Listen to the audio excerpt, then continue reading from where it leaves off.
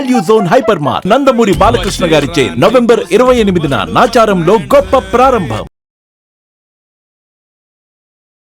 నమస్కారం రవీంద్రనాథ్ గారు. నమస్తే అండి నాగరాజ్ గారు. సార్, అంటే ఇంట్లో కనుక మనం చూస్తే 4 దిక్కుల్లో కుబేర స్థానం అని చెప్పేసి మాట్లాడుకుంటూ ఉంటారు. ఇంట్లో ఏ స్థానంలో ఉంటే కుబేరుడి స్థానం అని చెప్పేసి మాట్లాడుకుంటూ ఉంటామో దానివల్ల వచ్చేటువంటి ఇంపార్టెన్స్ అంటే వాస్తులో నిజంగానే ఆ విధంగా ఉంటుందా, ప్రాముఖ్యత అసలు ఎలా ఉంటుంది? నాగరాజ్ గారు, వాస్తు అన్నది ప్రధానంగా దిక్కులు, మూలలు దీనికి సంబంధించి ఉంటుందండి. ముఖ్యంగా దిక్కులు మనకు తెలుసు, తూర్పు, పడమర, ఉత్తర, దక్షిణ మనకు దిక్కులు అని తెలుస్తుంది. అంటే మనం ఉన్నటువంటి స్థానం తూర్పు, పడమర, ఉత్తర, దక్షిణ 4 పార్ట్గా మనం చెప్తాం. సూర్యోదయాన్ని మనం తీసుకుంటే అది తూర్పు దిక్కుగా తీస్తాం. అక్కడ నుంచి మనకి ఎడం వైపు ఉన్నది నార్త్ అంటాం, మనకి కుడివైపు ఉన్నది సౌత్ అంటాం, మనకి వెనక వైపు ఉన్నది పడమర. ఇది గుర్తుపెట్టుకోవాల్సినటువంటి ఒక బేసిక్ ఫార్ములా. సో ఇక్కడ ఈశాన్యం, నైరుతి, ఆగ్నేయం, వాయువ్యం, మరలా ఆ యొక్క కార్నర్స్ని, మూలల్ని మన యొక్క ఈశాన్యం, ఆగ్నేయం, నైరుతి, వాయువ్యంగా మనం చెప్తాం. 4 దిక్కులు, 4 మూలలు మొత్తం కలిపి అష్టవిధులటువంటి అంటే 8 రకాల కార్నర్స్తో ఉంటాం. ఒక కోన్లో ఉంటుంది టోటల్గా మన యొక్క గృహం. దీనికి సంబంధించి ఇక్కడ 4 దిక్కులు నేను మీకు చెప్తాను. అంటే తూర్పు దిక్కు అన్నది దేవతా స్థానం. అంటే ఎక్కడైతే తూర్పున సూర్యుడు ఉదయిస్తుంటాడో ఆ భాగాన్ని తూర్పు దిక్కు అంటాం, దాన్ని దేవతాస్థానంగా చెప్తారు. పడమర, పశ్చిమ అన్నది మనకి పితృస్థానంగా చెప్తాం. అంటే తూర్పునకు ఆపోజిట్ అంటే పడమర దిక్కుని మనం పూర్తిగా పితృస్థానంతో చెప్తాం. ఉత్తర దిక్కు అన్నది కుబేర స్థానం అంటాం. అంటే దీన్ని ధనస్థానం అంటారు, లేకపోతే కుబేర స్థానం అంటారు. అలాగే దక్షిణ స్థానం ఏదైతే ఉంటుందో, దక్షిణ దిక్కు అంటామో, దాన్ని యమస్థానం అంటారు. అంటే యముడి వైపు అంటే యమ మహారాజు ఉన్నటువంటి ప్రదేశంగా చెప్తాం దక్షిణ దిక్కుని. ఇది యాక్చువల్లీ స్థూలంగా మనం చెప్తుంటే తూర్పు, పడమర, ఉత్తర, దక్షిణ. ఇందులో ప్రధానంగా కార్నర్స్ తూర్పుకి ఉత్తరానికి ఈశాన్యం అంటారు. తూర్పు ఉత్తరాన్ని కలిసి ఆ కార్నర్, ఆ కోణాన్ని ఈశాన్యం అంటారు. ఈశాన్యం అంటే ఏమిటి? ముఖ్యంగా మీకు చిన్న లాజిక్ చెప్తానండి. సూర్యోదయం అవుతున్న సమయం సుమారుగా ప్రతిరోజు మనం పంచాంగం తీసుకున్నట్లయితే ఉదయం 5:30 నుంచి 5:54, ఒక్కోసారి 6 గంటలు, శీతాకాలంలో కూడా కాస్త లేటుగా ఉంటుంది. సూర్యుడు ఉదయిస్తున్న సమయానికి 1 గంట ముందుగా చూసినట్లయితే సూర్యకిరణాలు ఇంకా జాగరూకతంగా పైకి రాను ఒక కలర్ ఉంటుందండి. ఆ ఒక కలర్ దాన్ని యాక్చువల్గా పూర్తిగా బ్లాక్ కలర్ కాదు, అలాగే బ్లూ కలర్ కాదు, సెమీ బ్లాక్, సెమీ బ్లూ అంటారు. ఈ కలర్ ఇండికేషనే రాముని యొక్క రంగు, ఈ కలర్ ఇండికేషనే కృష్ణుని యొక్క రంగు. నీలమేఘశ్యాముడు అంటాం, నీలవర్ణం అంటాం. ఆ కలర్ మనం చెప్పలేం, వర్ణం ఒక అద్భుతమైన కలర్. ఆ కలర్ ఎక్కడైతే ఉంటుందో మీరు ఉదయాన్నే బ్రహ్మముహూర్త కాలం 4 గంటల నుంచి 5:30 మధ్యలో లేస్తే ఒక్కసారి తూర్పు వైపుని తిరిగి చూస్తుంటే ఆ ఈశాన్య ప్రాంతం అంటే తూర్పుకి ఉత్తరానికి మధ్యన కార్నర్లో ఒక వెలుగు రేఖ కనిపిస్తుంది. దాన్ని ఈశాన్యం అంటారు. అది దాన్ని తూర్పు దిక్కుకి తూర్పుకి ఉత్తరానికి మధ్య ఈశాన్య దిక్కు. ఇది కుబేరుడి స్థానంగా చెప్తాం మనం. దీనికే ధనస్థానంగా చెప్తాం. ఏంటి అంటే ఉత్తర ముఖానంగా ఉన్నటువంటిదన్నీ కూడా మనకు కుబేర స్థానం. ఏ ఇల్లు అయితే ఈశాన్యపు గేట్లో ఉన్నా లేదా ఈశాన్యం నుంచి ఉత్తరం వైపు ఉండే గేటు చాలా ప్రయోజకరంగా ఉంటుంది. ఉత్తరం ఎప్పుడైతే మనం కుబేర స్థానంగా చెప్తాం. అంటే ఉత్తర దిక్కుకు అధినేత ఎవరంటే కుబేరుడి నీకు అధినేత.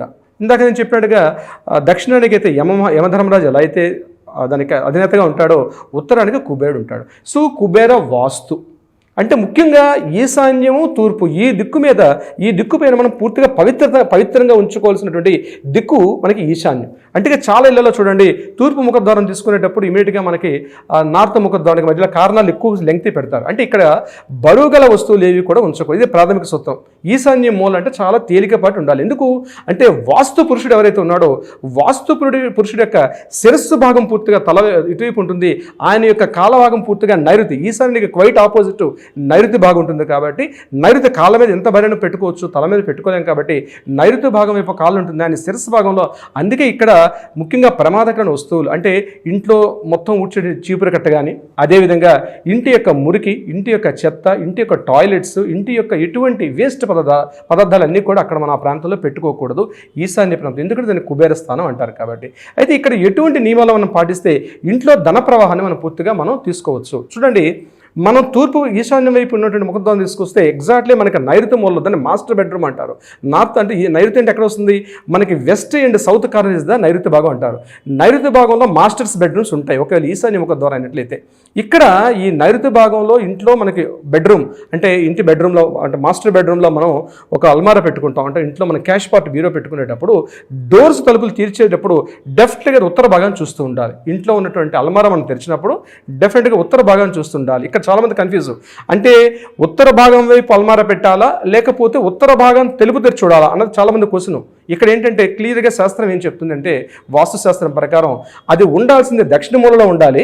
తలుపు తెరిచేటప్పుడు మాత్రం ఉత్తర భాగాన్ని చూడాలి. అంటే ఇలా తలుపు తెరిచామనుకోండి ఎగ్జాక్ట్లీ మన యొక్క బెడ్రూమ్ అన్నది ఆ నార్త్ వైపు చూస్తూ ఉండాలి ఆ యొక్క అల్మారా పార్ట్. అందులో అది ఈశాన్య అంటే ఉండాల్సింది మరి నైరుతిలో ఆ తలుపు తెరిస్తే డెఫినెట్గా ఉత్తర భాగాన్ని చూస్తూ అల్మారా ఉండాలి. ఇది మన ఇంట్లో ఉండే ధన సంపద అంటే మన ఇంట్లో క్యాష్ పట్టు మనం దాచుకుంటుంటే బంగారం కానీ లేకపోతే మిగిలిన ఇతరత్ర డబ్బులు కానీ ఇవన్నీ దాచుకున్న ప్రదేశం నైరుతి మూలలో ఉత్తర అభిముఖంగా ఉండాలి. ఇంకో ఇంపార్టెంట్ పాయింట్, ఇప్పుడు ఫర్ ఎగ్జాంపుల్ మనం ఇంట్లో ఈస్ట్ నుంచి బయలుదేరేటప్పుడు ఎగ్జాక్ట్లీ నైరుతి మూలలో మనకు మాస్టర్ బెడ్రూమ్ ఉంటుంది. మాస్టర్ బెడ్రూమ్ యొక్క ఎంట్రన్స్ ఎటు వైపు ఉంది? ఈస్ట్ వైపు అంటే నార్త్ ఈస్ట్ వైపు చూస్తూ ఉంటుంది. ఇక్కడ బెడ్రూమ్లో మనం అల్మారా ఎక్కడ పెట్టాం మనం అంటే ఇటువైపు పెట్టేటప్పుడు మనకి అక్కడ చిన్న క్లాజిక్ ఏంటంటే డోర్ తెరిచేటప్పుడు ద్వారం వైపు చూస్తూ ఉండకూడదు. It is very very key point. మన డోర్ ఏదైతే అల్మారా డోర్ తెరిచామో మన ధనస్థానం ఏదైతే డబ్బులు దాచుకున్నామో ఇది ఆ యొక్క ఈశాన్య ప్రాంతం చూస్తూ ఉండకూడదు. కానీ ఉత్తర ముఖాన్ని చూడాలి, ఇంటి వీధి ముఖాన్ని చూస్తూ ఉండకూడదు. This is very very important point. ఇక్కడ మనం డబ్బు కానీ ఏదైనా దాచుకోవచ్చు. నెంబర్ 2, ఇక్కడ మరి ఈశాన్య ప్రాంతాన్ని ఎట్లా ఉండాలి? మనీ ప్లాంట్స్ పెట్టుకుంటారు. హృదయాకారంగా ఉన్నటువంటి మనీ ప్లాంట్స్ ఉంటాయి. అవి హృదయం యొక్క హార్ట్ యొక్క షేప్లో ఉంటాయి. కాబట్టి ఇవన్నీ కూడా ఈశాన్య ప్రాంతంలో ఉంచుకోవాల్సిన ప్లేసులు. ఇక్కడ చాలామందికి డౌట్ వస్తుంది, ఏమిటి మీరు బాగానే చెప్పారు ఈశాన్య ముఖం దేవతా స్థానం, అలాగే మన దేవతా స్థానంతో పాటు కుబేర స్థానం అని మీరు చెప్తున్నారు. ఈ కుబేర స్థానం కాబట్టి ఇక్కడ మంట పెట్టొద్దన్నారు. మరి మంట పెట్టకపోతే అక్కడ దేవతా స్థానం కాబట్టి మన యొక్క దేవతామూర్తుల యొక్క విగ్రహాలు ఆ ప్రాంతంలో పెట్టాలి ఎట్లా అన్న డౌట్ వస్తుంది. ఇక్కడ ఇంపార్టెంట్ ఏంటంటే మీరు బరువైన వస్తువుని పెట్టకూడదు. ఒకవేళ ఆ గోడకి మీరు తగిలించి పెట్టుకోవచ్చు, అక్కడ దేవతామూర్తులు పెట్టుకోవచ్చు, దీపపు వెలుగులు వెలిగించుకోవచ్చు. అంతే తప్పించి పెద్ద పెద్ద దీపపు కుందలు కానీ సమ్మెటలు కానీ కొన్ని కనిపిస్తాయి చూడండి, కేరళ ప్రాంతం వల్ల మలయ పెద్ద పెద్ద దీపపు సమ్మెటలు ఉంటాయి. అట్లాంటి ఒక పూజా గృహం ఉండకూడదు. ఈశాన్య ప్రాంతం ఎంత తేలికగా ఉంటే ఆ ఇల్లు అంత వృద్ధిలోకి వస్తుంది. ఇక్కడ కుబేర వాస్తులో కూడా ప్రధాన పాయింట్ ఏంటంటే కుబేర వాస్తు అంటే ఈశాన్య ప్రాంతాన్ని కూర్చొని పూర్తిగా చెప్పేది. కాబట్టి ఇక్కడ మనం పెట్టుకోవాల్సినవి ఏంటంటే దేవతామూర్తుల విగ్రహాలు పెట్టుకోవచ్చు, అది గోడ పై భాగాన్ని పెట్టుకోవచ్చు తప్ప అక్కడ మన మూర్తుల్ని పెట్టుకోకూడదు. నెంబర్ 1 పాయింట్, దేవతా విగ్రహాలు పెట్టుకోకూడదు, పూజా గృహం ఉండకూడదు. ఇంకొకటి, ఇంట్లోపలికి వచ్చేటప్పుడు మనం చెప్పులు విడిచిపెట్టి లోపలికి వస్తాం. ఆ చెప్పులు యొక్క షూ స్టాండ్ ఎక్కడ ఉండాలంటే ఈశాన్య ప్రాంతానికి కొద్దిగా ఎడంగా ఉండాలి. అంటే తూర్పుకు అభిముఖంగా ఆగ్నేయముల వైపు మనం దాన్ని పెట్టాలి తప్పించి సూర్యకాంతి మరీ ఎగ్జాక్ట్ డోర్ దగ్గర పెట్టుకోకూడదు. ఇంకొకటి, మనం వస్తునేటప్పుడు ఏదైతే డోర్ మ్యాట్ ఉందో ఆ డోర్ మ్యాట్ ఎప్పుడు కూడా ప్రతిరోజు వీలైనంతవరకు క్లీన్గా ఉండాలి. అక్కడ మురికి కానీ చెత్త చెదారం అటువంటివి ఏమి ఉండకూడదు. డస్ట్బిన్స్ కానీ మురికి ఉన్నటువంటి ఏవి కూడా ఈశాన్య ప్రాంతంలో పెట్టుకోకూడదు. ఇక్కడ డౌట్ వస్తుంది, ఏమంటే మేము ఫస్ట్ ఫ్లోర్ అపార్ట్మెంట్లో ఉన్నాం, మాకు స్టేర్ కేస్ ఎక్కువగా కంప్లీట్గా అక్కడ మెట్లు ఉన్నాయి, మీరు బరువు ఉండొద్దు అన్నారు కాబట్టి అక్కడ స్టేర్ కేస్ ఉంటుంది, మరి స్టేర్ కేస్ ఉంటే బరువే కదా. అటువంటి సందర్భాల్లో అందుకని ఏం చేస్తారంటే ఆగ్నేయ మూల నుంచి కానీ లేకపోతే నైరుతి మూల నుంచి మెట్ల మార్గం ఏర్పాటు చేస్తారు.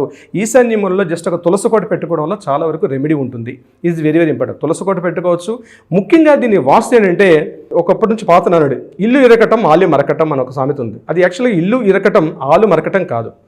ఇల్లు ఇరు కవాటం, ఆలి మరకతం. ఇంటికి ఇరు కవాటాలు ఉండాలి అంటే ఇటువైపు ఎంట్రన్స్ డోర్ ఉండాలి, అటువైపు ఎంట్రన్స్ డోర్ ఉండాలి. అదేవిధంగా ఆ ఎప్పుడైతే ఇంటికి ధారాళంగా వెలుతురు వెలుగు గాలి ధారాళంగా వస్తుందో అటువంటి సందర్భంలో ఆ ఇంటి యొక్క ఇల్లాలు ఆ గృహలక్ష్మి పూర్తిగా ధన సంపత్తో కలిగి ఉంటుంది అని చెప్తారు. ఇక్కడ మరి ఇల్లు ఇరువైపులా గాలి రావాలంటే ఖచ్చితంగా ఏదైతే మనం ఇటువైపు డోర్ ఓపెన్ చేసాం ఈశాన్య ప్రాంతంలో మనం ఎంట్రన్స్ డోర్ ఎప్పుడైతే పెట్టామో డెఫినెట్గా దానికి ఆగ్నేయంలో ఒక విండో ఏర్పాటు చేయాల్సి వస్తుంది. అంటే గాలి ధారాళంగా వస్తుంది. ఇక్కడ ఇంపార్టెంట్, గాలి ఎక్కువగా భారతదేశం అనే ప్రాంతాల్లో గాలి ఎక్కువగా ఏ ప్రాంతం వైపు వస్తుందంటే 3 సముద్రాలు కలిగిన ప్రదేశం ఎక్కడ ఉంటుంది? బంగాళాఖాతం, అరేబియా సముద్రం, వెనకొట్టి హిందూ మహాసముద్రం. ఈ 3 ఉన్న ప్రాంతం దక్షిణం. సో దక్షిణం నుంచి ఏ ఇంటి నిర్మాణం దక్షిణపు గాలి చాలా అద్భుతంగా ఉంటుంది. అందుకే మీకు రామాయణ మహాభారత కావ్యాలు కూడా మలయ మారుతం అంటారు. గాలి వీచేటప్పుడు మలయ మారుతాలు అంటారు. ఈ మలయ మారుతాలు అంటే వెస్టర్న్ ఘాట్స్ పైన చూస్తుంటే ఈ అద్భుతమైన గాలి. సో దక్షిణ వైపు గాలి రావాలి, ఈశాన్య వైపు వెలుతురు రావాలి. సో ఇవన్నీ ఇటువైపు ఎటుంటాయంటే తూర్పుగా మనకి తూర్పు ఈశాన్య ప్రాంతాలను వెలుతురు ఎక్కువగా ఇంటికి ధారాళంగా ప్రవహించాలి.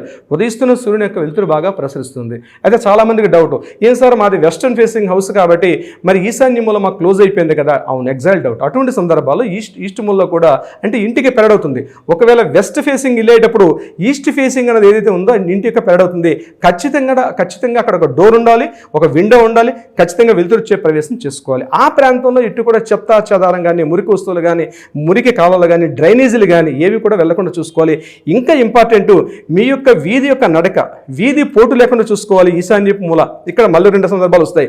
వీధి నడక, వీధి పోటు, ఈశాన్యపు వీధి పోటు ఉన్నటువంటి ఏదైతే ఇల్లు చాలా వృద్ధిలోకి వస్తుంది. ఈశాన్యప్పుడు కూడా పల్లం ఉండాలి. అంటే నీరు వేసినా గాలి పూర్తిగా నీరుకి జారేటటువంటి ఈశాన్యం హైట్లో ఉండి నైరుతి పల్లంలో ఉన్న ఆ ఇంట్లో ఆర్థిక క్షయం ఉంటుంది, దుర్భిక్షం ఉంటుంది, అనారోగ్యాలు ఉంటాయి. సో మీరు కొత్తగా ఇల్లు కొనుక్కునేటప్పుడైనా లేకపోతే రెంట్కి దిగినా సరే మీరు ఉన్నటువంటి కొద్ది రోజులైనా పర్వాలేదు, తప్పనిసరిగా నార్త్ ఈస్ట్ ఫేసింగ్లో కంపల్సరీ మీరు ఈ కుబేర మూల కానీ, కుబేర వాస్తు కానీ ఈ ప్రాంతాల్లో ధారాళంగా వెలుతురు ధారాళంగా రావాలి. మురికి వస్తువులు, బరువైన వస్తువులు, చెత్తా చెదారము, చీపురు కట్ట ఇట్లాంటివేవి కూడా దాన్ని ఉంచుకోకుండా, ఎందుకంటే దేవతాస్థానం కాబట్టి అత్యంత పవిత్రంగా వచ్చేట్టుగా చూసుకుంటే చాలా మంచిది. Anyway sir, thank you so much sir. అయితే చాలామంది ఎక్కువగా ఇంట్లో ధనానికి సంబంధించినటువంటి నష్టాలు చూస్తూ ఉంటారు, లేదంటే ఆరోగ్యానికి సంబంధించినటువంటి నష్టాలు చూస్తూ ఉంటారు. ఒక రైట్ వాస్తుతోటి మీలాంటి వాళ్ళని అప్రోచ్ అవ్వాలి అనుకునేటువంటి వాళ్ళు ఉంటారు. ఎస్పెషల్లీ ఇంటికి సంబంధించినటువంటి వాస్తు టిప్స్ కానివ్వండి, ఇంటికి సంబంధించినటువంటి ధనం రావాలి అని అంటే, మనీ అట్రాక్ట్ అవ్వాలి అని అంటే ఒక్కొక్క ఫార్ములా డెఫినెట్గా ఫాలో అవ్వాలి అని చెప్పేసి అంటారు. సో క్లాసెస్ ఏమైనా ఉంటాయా? డెఫినెట్గా నాగరాజు గారు, November 30th మనం ఆన్లైన్లో క్లాసెస్ కూడా కండక్ట్ చేస్తున్నాం. ముఖ్యంగా ఈ బేసిక్ నాలెడ్జ్ ఉండాలి. ఇంట్లో ధన ప్రవాహం అవిచ్ఛిన్నంగా ధారాళంగా ధన ప్రవాహం రావాలన్నా, ధన ప్రవాహానికి అడ్డు ఆపు లేకుండా, అంటే ధనాన్ని అట్రాక్ట్ చేయాలి, అంటే దాన్ని ఆకర్షించుకోవాలి. అంటే మధ్యలో ఆకర్షించేటప్పుడు ధన ప్రవాహానికి ఇదంతా కూడా ఒక శాస్త్రీయ సాంకేతికతగా ఉన్నదే. దీని బేసిక్స్ మనం ఒక హాఫ్ అన్ అవర్ ఎపిసోడ్లు చెప్పలేం. కానీ వాస్తు మీద శాస్త్ర సాంకేతికంగా కొంతమంది కొట్టి పారేసినప్పటికీ కూడా వాస్తురీత్యా ఒక రకమైనటువంటి సైంటిఫిక్ ప్రూఫ్స్ ఉన్నాయి. వైబ్రేషన్స్, దానిలో కోణాలు ఉంటాయి, దానిలో ధ్రువాలు ఉంటాయి కొన్ని. ఇవన్నీ కూడా మనం ఆకర్షించగానే చేసుకోగలిగితే డెఫినెట్గా దీనిలో కొన్ని రెమెడీస్ కూడా చేసుకోవాలి. అంటే ఇక్కడ చాలామంది ఏమనుకుంటారు, వాస్తు అంటే ఏముందండి, అక్కడ కూలగొట్టేసుకొని కొత్తగా కట్టమని చెప్పడం కాదండి. యాక్చువల్గా ఉన్నంతలో వాస్తు ప్రకారం మనకున్నటువంటి బేసిక్స్లో ధన ప్రవాహాన్ని ఎలా మనం అట్రాక్ట్ చేయాలి, ఏ రకంగా చేస్తే మనకి ధన ప్రవాహం వస్తుంది అన్నటువంటి ఈ బేసిక్ లెసన్స్ అన్ని కూడా, ఇటువంటి బేసిక్ చిన్న రెమెడీస్ అనేవి మనం ఆ క్లాసెస్ ద్వారా తెలియపరుస్తాం. డెఫినెట్గా మనం ఇది చిన్న మార్పులు చేసుకోవడం వల్ల విత్ ఇన్ స్పాన్ ఆఫ్ ఒక 45 రోజుల్లోనే November 30th క్లాస్ ఉంటుంది. ఈ క్లాస్ అటెండ్ అయ్యి చిన్న మార్పులు చేసుకుంటే ఒక 42 రోజుల్లో, ఒక మండల కాలంలోనే ఖచ్చితంగా మార్పులు అయితే వస్తాయి. ధన ప్రవాహాన్ని అశేషంగా మనం ఆకర్షించవచ్చు దీనికి సంబంధించి. Nagaraju garu, very good sir. Anyway sir, thank you so much Ravindranath garu. Thank you so much. నమస్కారం అండి నాగరాజు గారు.